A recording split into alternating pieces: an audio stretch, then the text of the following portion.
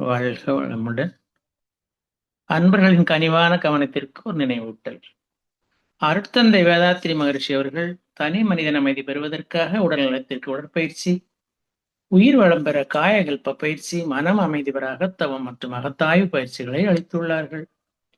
இத்தகைய சிறப்பான மனவளக்கலை என்னும் வாழ்க்கை கல்வியை உலக சமுதாய சேவா சங்கம் ஸ்கை யோகா இணைய வழியே 12 நாட்கள் அடிப்படை பயிற்சியாகவும், அதனைத் தொடர்ந்து 4 மாதங்கள் சான்றிதழ் கல்வியாகவும் நாம் இல்லம் தேடி வந்து அளித்து வருகிறது. இந்த சிறப்பான செய்தியினை நமது உறவுகளிடம் நட்புகளிடம் பகிர்ந்து அனைவரும் உடல் நலத்துடன் ஆரோக்கியமாக அமைதியாக வாழ நம்மால் ஆன சிறு உதவியினை செய்வோம். மகரிஷியின் கனவாம் உலக அமைதிக்கு நம்மால் என்ற சிறு தொண்டினை செய்து குருவின் கனவினை நனவாக்குவோம். மேலும் விவரங்களுக்கு kundaliniyoga.edu.in இணையதளத்திற்கு செல்லும். வாழ்க வளமுடன். தவத்தினை தொடர்ந்து சுவாசத்தை சீராக்குவோமா, அத மூச்சு பயிற்சி என்ற தலைப்பிலே சிந்தனை விருந்து வழங்க நமது மதிப்பிற்குரிய பேராசிரியர் அருள்நிதி கலைச்செல்வி சிவகுமார் அம்மா அவர்களை அன்புடன் அழைத்து அமர்கிறோம். வாழ்க வளமுடன் அம்மா. வாழ்க வளமுடன். வாழ்க வளமுடன் அம்மா. மிக்க நன்றி அம்மா. வாழ்க வளமுடன். கேக்குதுங்களா? கேக்குதுமா. சந்திரன் பேசுறேன். கேக்குது. வாழ்க வளமுடன். வாழ்க வளமுடன். அருமையானதொரு துரிய தவத்தினை இனிமையான குரலில் நமக்கு நடத்தி தந்த பேராசிரியர் அவர்களை வாழ்க வளமுடன் என்று வாழ்த்தி மகிழ்வோம். அவர்களும் அவர்களது அன்பு குடும்பமும் ஆன்மீக தொண்டும் மேன்மேலும் சிறப்புற்று வாழ்க வளமுடன். அன்பர்கள் அனைவருக்கும் மாலை வணக்கம். இன்னைக்கு நாம் சிந்திக்க இருக்கிற தலைப்பு சுவாசத்தை சீராக்குவோமா, மூச்சு பயிற்சி பற்றிய ஒரு சிந்தனை உரை. நம்மளுடைய வேதாத்திரியத்தில் பார்த்திங்கன்னா வேதாத்திரி மகரிஷி அவர்களுடைய கல்வியில் எல்லாத்த பற்றியும், அதாவது உடல்னா என்ன, உயிர்னா என்ன, மனம்னா என்ன, கடவுள் யார், எதை பற்றி எடுத்தாலும் அது எப்படி இருக்குது, அது எப்படி வேலை செய்யுது, அதனுடைய சிறப்பு என்ன, அதை எப்படி பராமரிக்கலாம், எப்படி பாதுகாக்கலாம், எப்படி நம்ம அதை பயன்படுத்தலாம் அப்படின்றதெல்லாம் விளக்கி நமக்கே சொல்லிடுறதுனால அதனுடைய முக்கியத்துவம் நமக்கு புரிஞ்சு அதை நாம் வாழ்க்கையில் அதை கடைப்பிடிக்கிறதுக்கு ரொம்ப வசதியாக இருக்கும். அது மட்டும் இல்லாமல் எல்லாத்த விளக்குறது மட்டும் இல்லாமல் மகரிஷி எல்லாத்தையும் இயக்கிறதுக்கு ஒரு பயிற்சியும் மிக எளிமையான பயிற்சியாக கொடுத்து வச்சிருக்கிறார். அது மாதிரி நாம் இன்னைக்கு சுவாசத்தை சீராக்குவோமா அப்படின்ற பயிற்சிக்கு போகிறதுல முதல்ல சுவாசத்தை பற்றி தெரிஞ்சுக்கலாம்.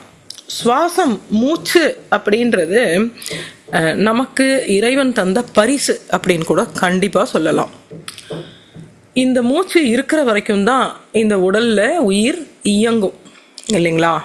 அப்போ நாம் உயிரோடு இருக்கிறதுக்கான ஒரு பரிசு அப்படின்னு இறைவன்கிட்ட இருந்து நித்தம் எல்லா நொடியும் நமக்கு கிடைத்து கொண்டிருக்கிற பரிசாகத்தான் இந்த மூச்சை நம்ம பார்க்கணும்.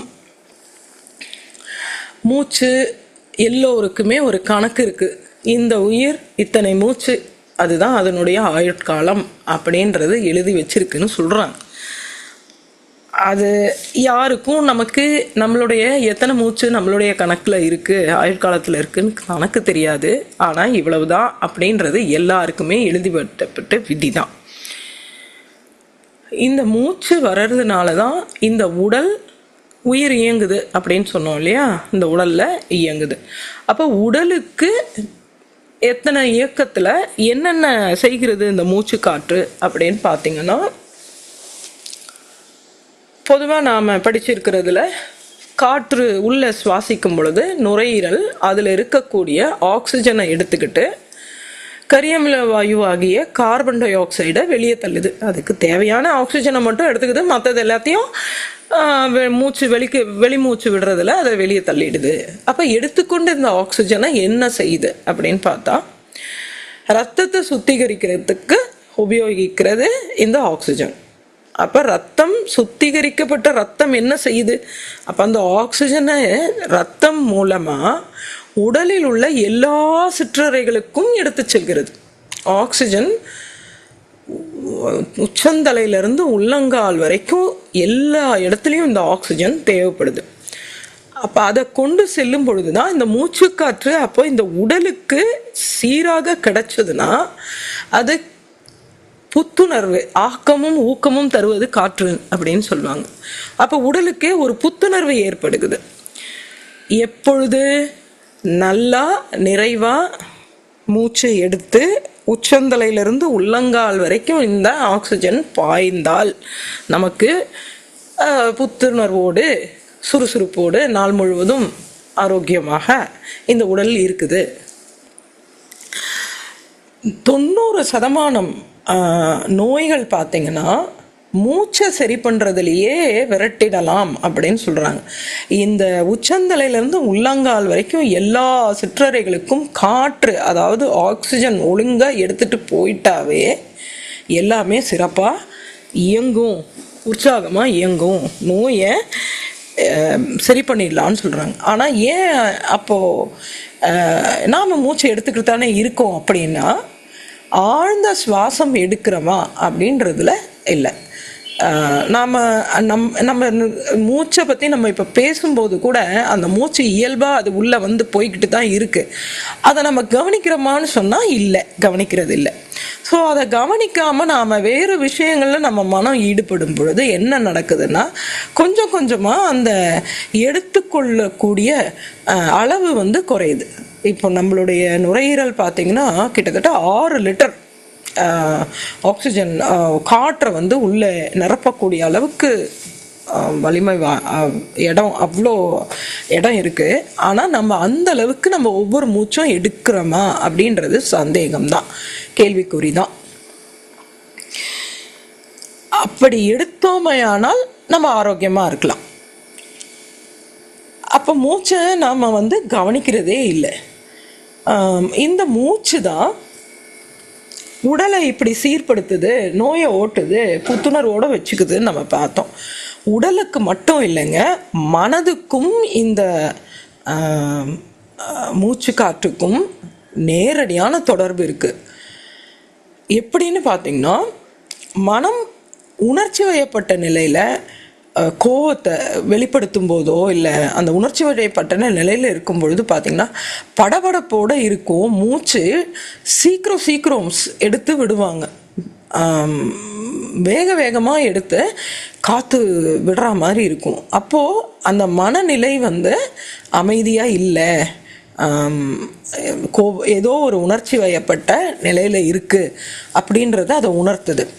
அதே அமைதியான மகிழ்ச்சியான மிக உற்சாகமான நிலையில் நம்ம இருந்தோன்னு சொன்னால் தானாகவே அந்த மூச்சு வந்து ஆழ்ந்த சுவாசமாகவும் நீண்ட சுவாசமாகவும் இருக்கு. நாம் முன்னாடியே பார்த்தோம், நமக்கு ஒரு அளவு இருக்குது, கணக்கு, இத்தனை மூச்சு காற்று தான் நம்மளுடைய ஆயுட்காலம்னு இருக்குது.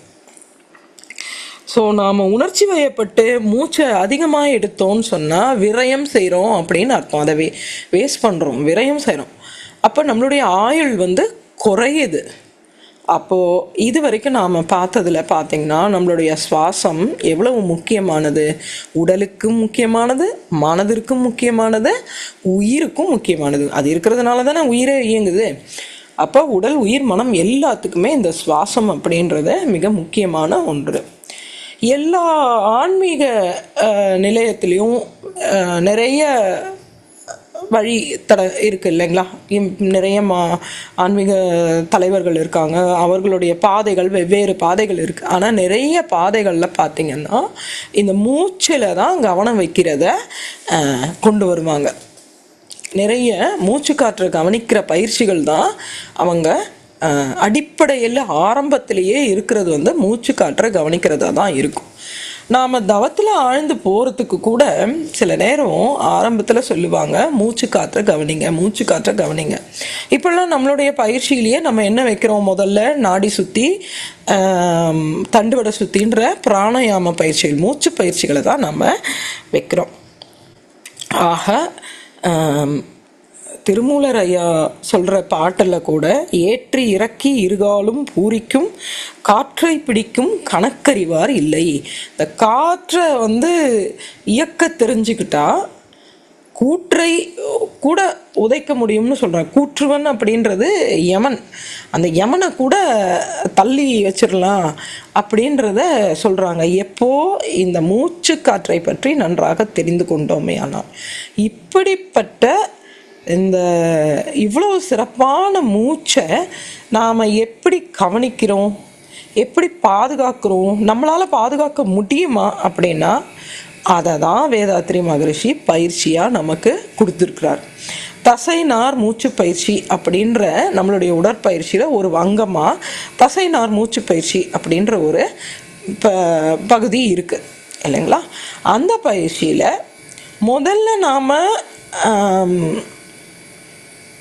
கால் வஜ்ராசனத்தில் இருந்து 2 நிலைகள் மூச்சு எடுப்போம். 5 முறை கீழே குனிஞ்சு நிமிர்ந்து மூச்சு எடுக்கிறத பண்ணுவோம்.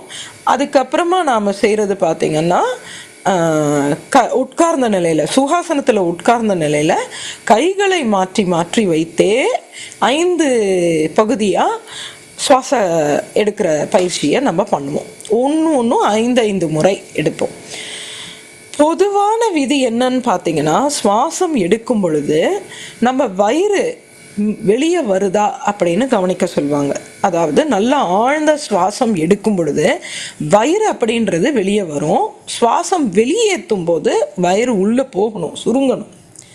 இதை நாம் செய்கிறோமான்னு பார்த்தீங்கன்னா நிச்சயமாக இல்லை. இப்போ நீங்களே கேட்கும் பொழுது உங்கள் வயிற்று மேலே கையை வச்சிங்கன்னா நீங்கள் மூச்சை எடுக்கும்போது வயிறு வெளியே வருதா, மூச்சை விடும் பொழுது வயிறு உள்ளே போகுதா அப்படின்னு கவனிச்சிங்கன்னா தெரியும். நாம் அப்படி செய்கிறதே இல்லை. அதிகம் பேர் நெஞ்சோடவே சின்ன அளவில் மூச்சை எடுத்து வெளியே விடுறாங்க. நமக்கு இருக்கிற நுரையீரல் பார்த்திங்கன்னா ஈரல் தாங்கி ஜவ்வுன்னு ஒன்று இருக்குது, டயஃப்ரம் அப்படின்னு சொல்கிறாங்க இல்லையா.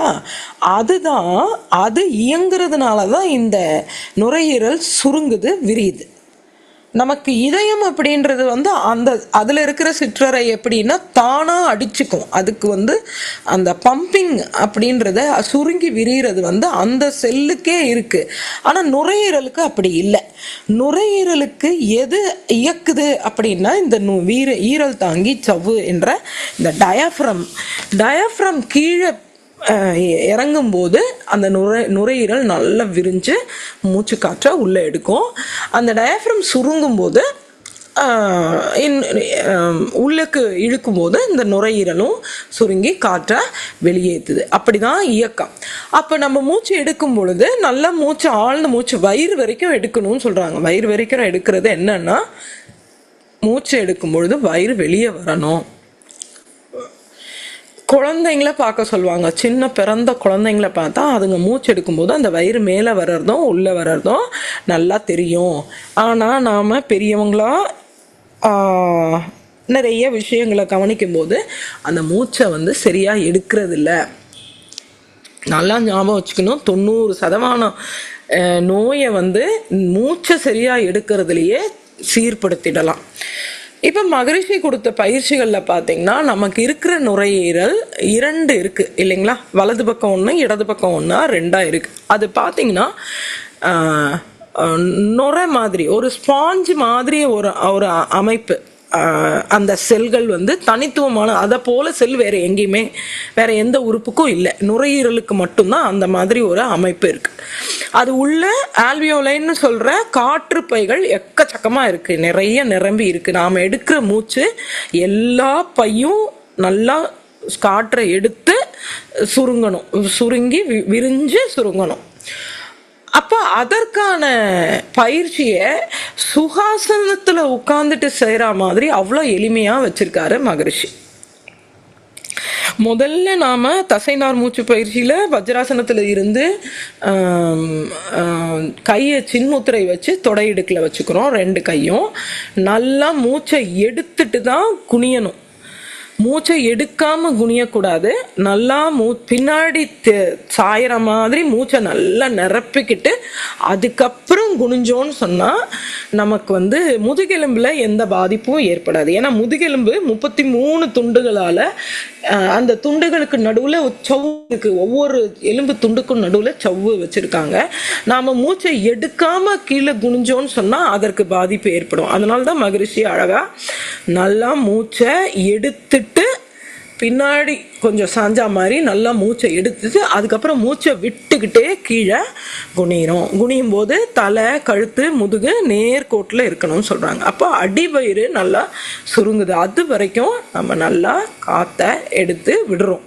அதே மாதிரி எடுக்கும் பொழுது நல்லா வயிறு வெளியில் வர்ற அளவுக்கு மூச்சை எடுக்கிறோம். இது மாதிரி 5 தடவை பண்ணுறோம்.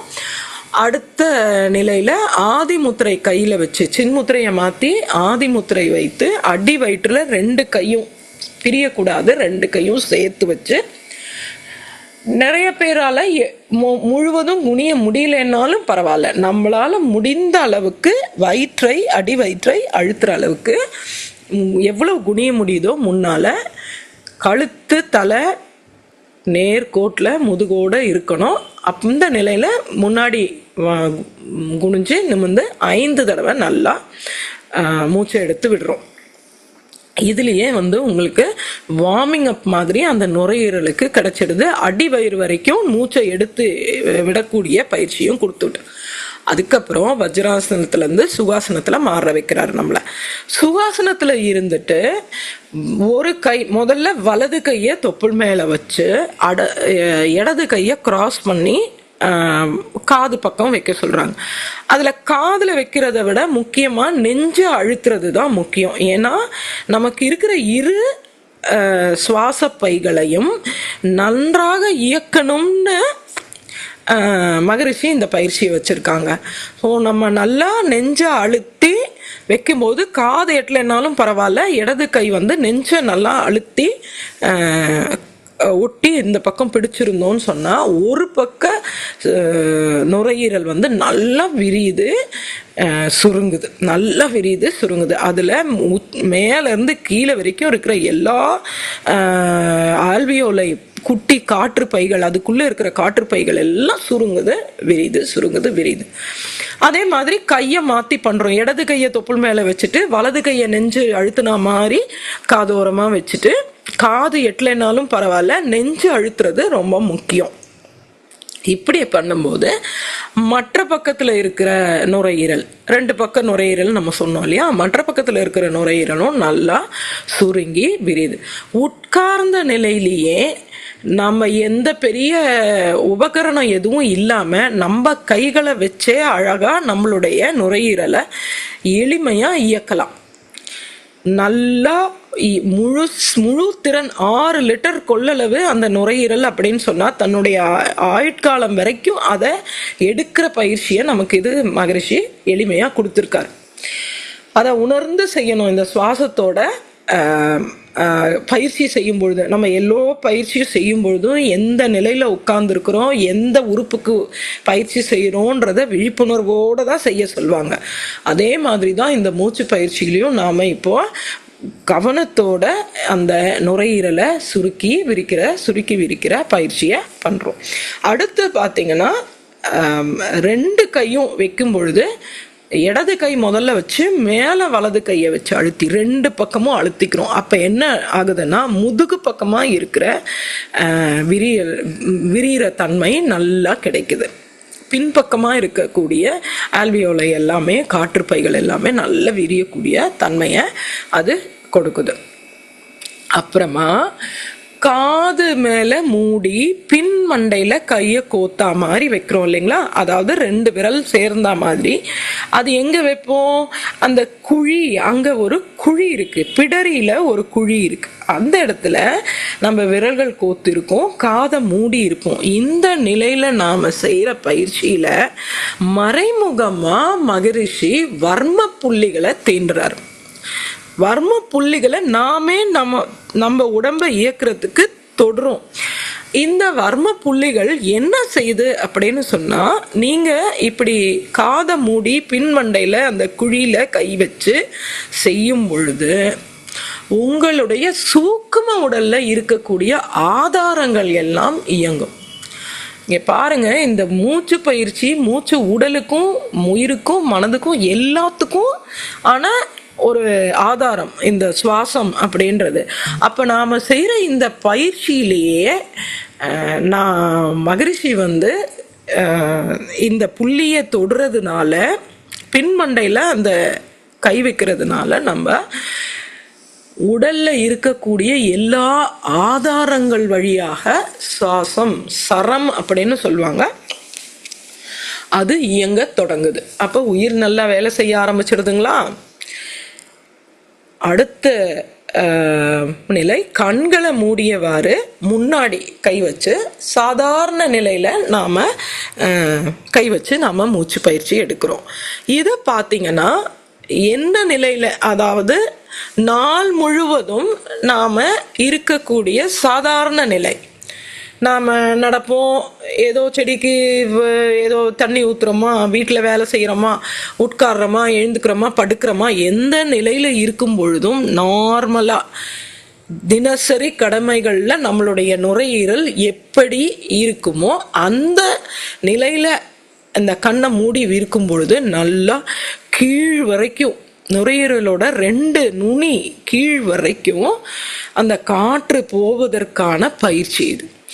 நமக்கு பார்க்கறதுக்கு இது ஒன்றுமே இல்லை, என்ன இது சும்மா இப்படி கையை வச்சு அப்படி கையை வச்சு ஒரு 5 சுவாசம் தானே, ஒரு 5 மூச்சு தானே அப்படின்னு நாம் நினைக்கிறோம்.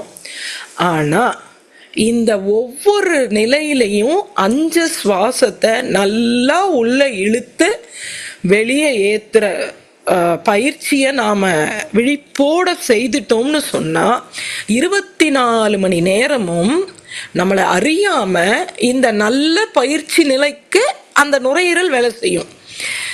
இந்த 5 தடவை நம்ம பண்ணா போதும். ஒரு தடவை தானே நம்ம உடற்பயிற்சி பண்றோம், ஒரு நாளைக்கு ஒரு முறை செய்தாலே போதும்.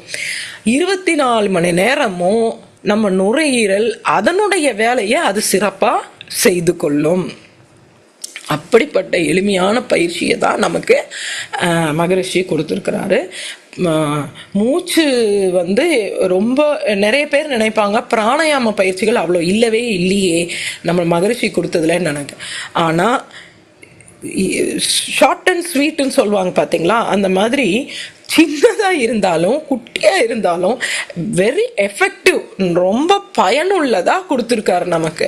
அப்போ அதை செய்யும் பொழுது அதை நாள் முழுவதுமே இந்த நுரையீரல் தன்னுடைய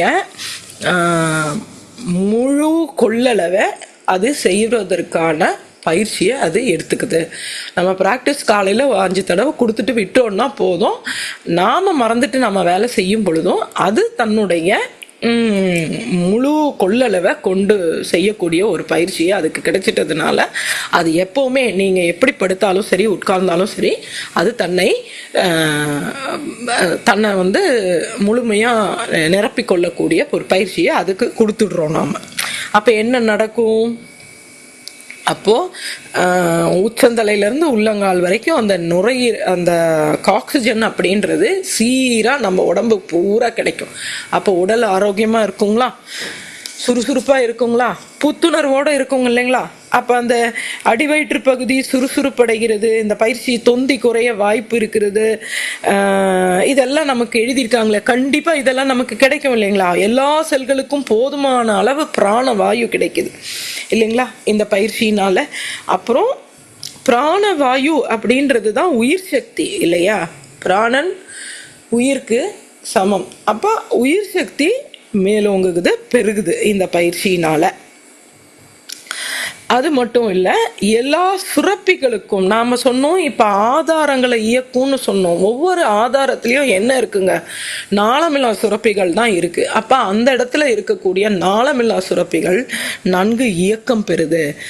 இது மட்டும் இல்லை, வாயு வந்து அங்கங்கே தடைபடுறதுனால தான் நமக்கு வேறு சில பிரச்சனை, ஓட்டம் அடிப்படையிலேயே நமக்கு மகரிஷி என்ன சொல்லியிருக்காரு, ரத்த ஓட்டம், வெப்ப ஓட்டம், காற்று ஓட்டம் தடைப்பட்டால் நோயாகும், நோய் வலி வரும், வலி நோயாகும், நோய் மரணத்துக்கு ஈட்டு செல்லும் அப்படின்னு சொல்லியிருக்காரு. அப்போ அதை எல்லாத்தையும் இப்போ ரிவர்ஸ் பண்ணுறோமா, நம்ம ஓட்டத்தை சீராக்கிட்டோன்னு சொன்னால் நோய் வலி வருவதற்கான வாய்ப்பே இல்லை. அப்போ மறதி சோம்பல் அப்படின்றது மனம் சம்மந்தப்பட்டது. உடலுக்கு எப்படி சுறுசுறுப்பு ஏற்படுகிறதோ அதே போல மனதிற்கு ஏற்படுற சுறுசுறுப்பு தான் அது விழிப்புணர்வோடு இருக்கு. படிக்கிறதெல்லாம் கவனம் வச்சுக்குது, நல்லா கவனம் வச்சுக்குது, அதுக்கு மறதி அப்படின்றது இல்லாம போகுது. அப்ப நாள் முழுவதும் வேலை செய்தாலும் சோர்வு இருக்காது அப்படின்றது அதனால நமக்கு கிடைக்கக்கூடிய பயனாக இருக்கிறது. நரம்பு மண்டலம், காற்று மண்டலம், தசை மண்டலம் எல்லாத்துல இருக்கிற நோய்கள் நீங்குவதற்கும் இந்த பயிற்சி காரணமா இருக்கு. அப்ப நம்ம இந்த பயிற்சியை எப்படி கவனத்தோட செய்யணும்னு நாம தான் தீர்மானிக்கணும். மகரிஷி நமக்கு எல்லாத்தையுமே ரொம்ப எளிமையா, மிக மிக எளிமையா, இதுல போய் ஏதாவது விஷயம் இருக்கா அப்படின்ற மாதிரி எல்லாமே எளிமையா கொடுத்துட்டார் நமக்கு.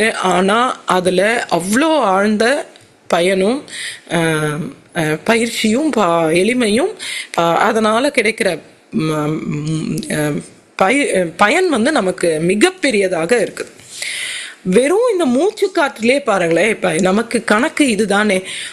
ஒருத்தருக்கு ஒரு நிமிடத்திற்கு கிட்டத்தட்ட 12-15 சுவாசம் எடுக்கிறது பொதுவா சொல்றாங்க. ஒரு நிமிஷத்துக்கு 15 சுவாசம் எடுப்பாங்க.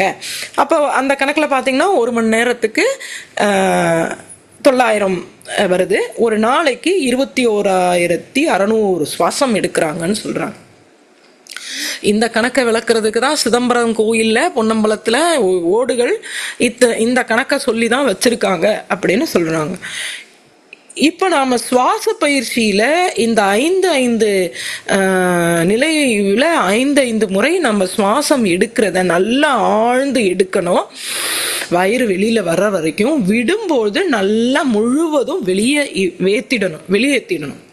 அப்படி நிதானமா நம்ம இந்த 5 முறை அந்த தசைநார் மூச்சு பயிற்சியில 7 முறை வரும். 7 வாட்டி 5 முறை, அப்போ 35 வாட்டி நம்ம கவனிச்சு சுவாசம் எடுத்து விட்டோம்னு சொன்னோம்னா இது கிட்டத்தட்ட ஒரு 6 நிமிஷம் தான் ஆகும். சரிங்களா? அதுல நாம ஒரு நிமிஷத்துக்கு 15 சுவாசம்ன்ற கணக்கு வராது, நமக்கு குறைவா வரும். ஏன்னா நம்ம நல்லா ஆழ்ந்த சுவாசம் எடுத்து கவனிச்சு விழிப்புணர்வோட வெளியே விடுறதுனால அந்த 35 தடவை நாம மூச்சு எடுத்து சுவாசம் விடுறது 35 தான் வருது. 15 × 6 நிமிஷத்துக்கு வர்றது 90 சுவாசம் கிடையாது, 35 சுவாசம் தான் நம்ம எடுக்கிறோம். அப்போ சுவாசம் எடுக்கிற கணக்கு தான் நம்மளுடைய ஆயுள் அப்படின்னும் பொழுது நாம சேமிக்கும் மூச்சு நம்மளுடைய சேமிக்கும் ஆயுளுக்கு சமம். நம்மளுடைய ஆயுட்காலம் நீளும் எப்போ ஆழ்ந்த சுவாசம் எடுக்கும் பொழுது, அமைதியான சுவாசம் எடுக்கும்போது. அப்ப இந்த பயிற்சியில நம்மளுடைய ஆயுளை நீட்டிக்கக்கூடிய ஒரு பயிற்சியுமா இந்த சிறப்பான பயிற்சி, இந்த எளிமையான பயிற்சி. இந்த சும்மா இப்படி கையை வச்சு இந்த பக்கம் அந்த பக்கம் வச்சு அடைச்சே நம்ம இந்த 2 நுரையீரலையும் சிறப்பாக வேலை செய்யறதுக்கு ஆயுள் முழுவதும் நோய் இல்லாமல் மன அமைதியோட மகிழ்ச்சியோட வாழ்வதற்கு ஒரு எளிமையான பயிற்சி, ஆயுட்காலத்தை நீட்டிக்கக்கூடிய பயிற்சி. இன்னும் விரிச்சுக்கிட்டே போகலாம் மகரிஷியுடைய விளக்கங்கள். வேதாத்திரியத்தில் நம்ம முன்னாடியே நம்ம சொன்ன மாதிரி இதனுடைய வேலை என்ன, இதனுடைய நம்ம உடல்ல இது என்ன செய்யுது, இதுக்கு என்ன வேலை, இதை எப்படி நாம பராமரிக்கணும், இதை எப்படி நாம பாதுகாக்கணும் அப்படின்றதெல்லாம் கத்துத்தரது தான் நம்மளுடைய வேதாத்திரிய மகரிஷியுடைய வேதாத்திரிய பயிற்சிகள். இதை உணர்ந்து நாம நாளையிலிருந்து கண்டிப்பா. இன்னொரு முக்கியமானது பாத்தீங்கன்னா, நம்ம மகரிஷி எங்கேயுமே கும்பகம் சொல்லியே இருக்க மாட்டாங்க. அதாவது உள்ள நிறுத்தவே மாட்டோம்.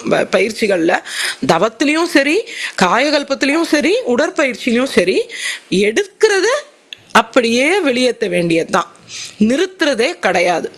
நிறுத்துறது வேண்டவே வேண்டான்னு சொல்லியிருக்கிறார் மகரிஷி. அப்ப மூச்சை நல்லா எடுக்கணும், நல்லா விடணும். நம்மளுடைய மூச்சு, ஒவ்வொரு மூச்சும் இறைவன் நமக்கு தந்த பரிசு, நாம உயிர் வாழ்வதற்கான பரிசு. அங்க ஆகாயத்திலிருந்து இந்த உடலுக்கு வருது. யாராவது பிடிச்சி நம்ம விட முடியுமா சொல்லுங்க? நம்ம நிறுத்தவும் முடியாது, ஓட்டவும் முடியாது, தானா வருது.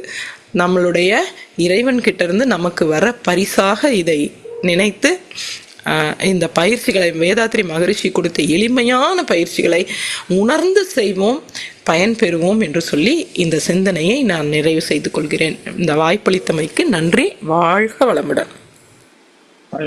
நம்ம மிக்க சிறப்பு. நல்லா பேசுனீங்க. நல்ல ஒரு தலைப்பு. ஏன்னா முக்கியமான மகர்ஷி கொடுத்துருக்க பயிற்சிகளே வந்து தசநாயக மூச்சு பயிற்சி வந்து ரொம்ப முக்கியமான பயிற்சி.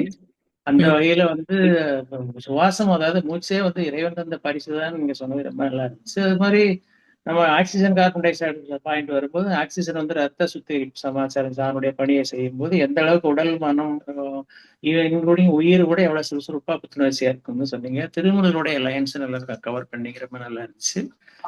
ஹைலைட்டிங்கா வந்து அதாவது சுவாசன பொசிஷன்ல நிலை 3ல உட்காரும் போது காது தொட்ட முடியுதோ இல்லையோ, நெஞ்சு வந்து அழுத்தினா தான் உங்களுக்கு ஆப்போசிட்ல உள்ள நுரையீரல் பகுதி நல்லா விரியும் அப்படிங்கிறது.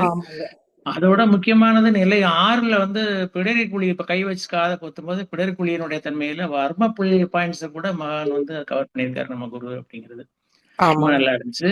அது மாதிரி 12 மூச்சு 15 மூச்சு சொன்னீங்க. 12 மூச்சு அளவுல நம்ம கொண்டு வரோம் அப்படின்னு சொன்னா மினிட்டு நம்மளுடைய உடற்பயிற்சி நம்ம ஒழுங்கா பண்றோம்னு அர்த்தம். மூச்சு இழுக்கும் போது வயிறு வெளில வருது, மூச்சு வெளியே விடும்போது வயிறு நல்லா ஊட்டிடுறத நம்மளே வாட்ச் பண்ணோம்னா நமக்கு நல்லா தெரியும். இது மாதிரி சுவாச கணக்கு தான் வந்து ஆயுள் நீட்டிங்க அப்படிங்கிறதுக்கு இது ஒண்ணு உதாரணம் நமக்கு போதும். இப்ப மத்த நாய் போன்ற விலங்குகள் எல்லாம் நம்ம பார்த்தோம்னா தெரியும் எந்த அளவுக்கு அது வேகமா விடும். அப்ப அதனுடைய ஆயுள் காலம் எவ்வளவு இருக்கு அப்படிங்கிறது. சோ இந்த 12 மூச்சை நம்ம எய்ம் பண்ணி கொண்டு வந்தோம்னால இப்ப சாதாரண 16 to 17 மூச்சு கூட நம்ம விடுறோம். ஆனா நம்ம பயிற்சியை ஒழுங்கா செய்யும் போது 12 மூச்சு கொண்டு வந்தோம்னா நிச்சயமா வந்து மகிழ்ச்சி நமக்கு கொடுத்த பயிற்சியினுடைய பலன்களை நம்ம முழுமையை அடைய முடியும்னு சொல்லியிருக்கீங்க. ரொம்ப நல்லா இருந்துச்சுமா. வாழ்க வளமுடன். வாழ்க வளமுடன்.